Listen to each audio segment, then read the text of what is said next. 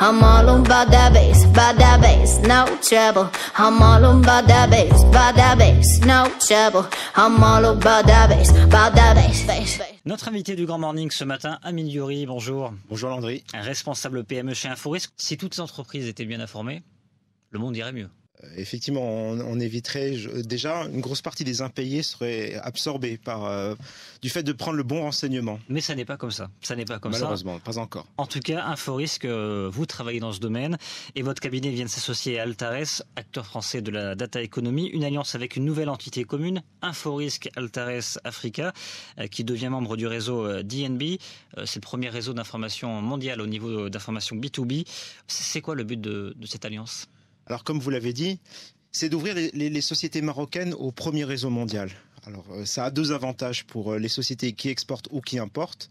Le premier avantage, c'est d'avoir le bon renseignement quand on cherche un partenaire, qu'il soit en Chine, qu'il soit en Russie, qu'il soit en Australie, trouver la bonne information et savoir s'il est solvable, si on peut travailler avec cette entreprise.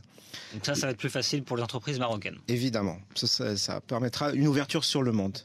Mais l'avantage de cette ouverture sur le monde, c'est de l'autre côté, que des entreprises venant du monde entier pourront se renseigner sur les sociétés marocaines. Car à partir de maintenant, grâce à ce partenariat, les sociétés marocaines seront présentes dans le réseau DNB. Parce que c'était plus difficile avant, là ça va être plus facile, ça va être plus accessible avec ce partenariat ? Évidemment, l'information sera accessible directement à toutes les entreprises qui désirent exporter ou importer. Un chiffre m'a beaucoup impressionné dans la présentation lors de la conférence de presse que vous avez organisée cette semaine, c'est 250 millions de données dans le réseau DNB. Oui, 250 sur les millions. Entreprises. 250 millions d'entreprises.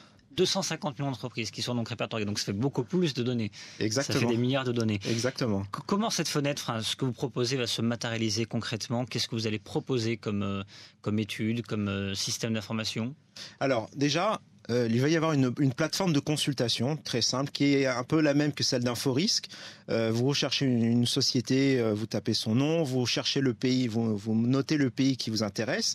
Et là, tout de suite, vous tombez sur une fiche d'identité qui vous présente les différentes caractéristiques d'entreprise, qui vous donne aussi des informations sur les scores utilisés par DNB. Voilà, et donc ça vous permet tout de suite de mesurer la classe de risque de l'entreprise, de la contrepartie avec qui vous voulez travailler. Alors l'avantage aussi, c'est du coup, vous allez pouvoir notamment constituer des benchmarks par rapport à ce qui se fait à l'étranger, sur la question des délais de paiement, sur d'autres questions également ? Alors oui, bien sûr, à mon niveau, c'est vrai que c'est très intéressant parce que je vais élargir le spectre de mes études. Jusqu'à présent, je parlais du Maroc uniquement. Grâce à ce partenariat, grâce à cette nouvelle entité, je vais pouvoir utiliser des données venant du monde entier. Concrètement, sur des données, par exemple, comme les délais de paiement. Qu'est-ce qui se passe en matière de délais de paiement en Algérie, en Tunisie, en France ? Est-ce qu'ils sont meilleurs que nous ou moins bons que nous ? Quels sont les moyens qu'ils ont utilisés ? Ça donnera davantage de volume aux études que je réalise. Et ce qui est intéressant, c'est que pour les entreprises marocaines, les PME ou les grands comptes, qui sont en partie déjà chez vous, qui vont pouvoir peut-être davantage s'informer, se renseigner sur les pays africains, les entreprises des pays africains dans lesquels ils veulent s'implanter ou se développer. Oui, bien sûr. La stratégie de la nouvelle entité, c'est de se calquer sur la stratégie royale qui a été définie par Mohamed VI, qui est celle du Maroc comme hub vers l'Afrique. Et nous accompagnons justement cette stratégie de déploiement. Alors aujourd'hui, ce sont les grandes banques marocaines qui sont déployées au niveau africain. Demain, les grandes entreprises. Et nous les accompagnons justement avec la meilleure information possible provenant du premier réseau mondial. Donc, ça n'est pas rien. Est-ce que vous allez aussi partir à la recherche à travers ce partenariat, donc vous, InfoRisque, mais aussi Altares, est-ce que vous allez partir à la recherche d'informations sur les entreprises africaines ? Oui, bien sûr, on y arrivera. Mais on a déjà une base de données africaine. Là, vous l'avez déjà, mais elle est minime. C'est vrai que malheureusement, aujourd'hui, comme c'est le continent le moins développé, c'est difficile d'avoir accès à l'information. Alors, effectivement, vous posez une bonne question. C'est vrai que y a des continents qui sont plus structurés que d'autres en termes d'information. Le continent africain commence à peine à s'ouvrir vers une information structurée. C'est vrai que c'est très difficile de récupérer de l'information. Donc, on a essayé, on sait comment ça se passe. Les circuits légaux sont très compliqués à mettre en place. Aujourd'hui, on dispose d'une information, mais avec l'expérience, avec le bénéfice du réseau DB derrière nous, il est évident qu'avec le temps, on va avoir une base de données qui va continuer de s'accroître. Et vous allez, je crois, vous appuyer sur les banques, notamment les banques marocaines qui sont largement présentes, on le sait, en Afrique, pour pouvoir déjà constituer davantage de données, d'informations sur les entreprises, sur les questions des délais de paiement, des crédits. Non, effectivement, InfoRisk Altares Africa est un partenaire naturel des banques. Elles font partie de notre écosystème. C'est évident qu'on va s'appuyer mutuellement sur l'expertise de l'un et de l'autre. Je dirais simplement une chose, c'est que les banques, alors il y a beaucoup de banques aujourd'hui qui ont des portails pour les clients qui exportent. Je citerai les grandes banques, Attijari, BMCE Bank, BCP.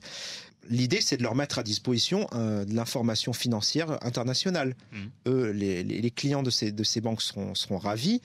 Et puis nous, on peut aussi accompagner ces banques et ces entreprises dans leur développement international. Quel type d'entreprise vous allez cibler en particulier chez InfoRisk Altares Africa, les PME ? Aujourd'hui, on considère qu'il y a une cible d'environ 4000 entreprises qui soit exportent, soit importent. Au Maroc, oui, évidemment. Donc ce sont surtout ces entreprises-là. Alors je dirais que les plus régulières en termes d'exportation ne sont évidemment pas les PME, ce sont surtout les grandes entreprises. Mais nous ne fermons évidemment pas la porte aux PME qui souhaitent exporter, bien au contraire. L'outil est là, il est à leur disposition. Simplement, si on doit aujourd'hui définir une masse d'entreprises marocaines qui exportent, c'est évidemment davantage les grandes entreprises. Merci beaucoup Amine Diori.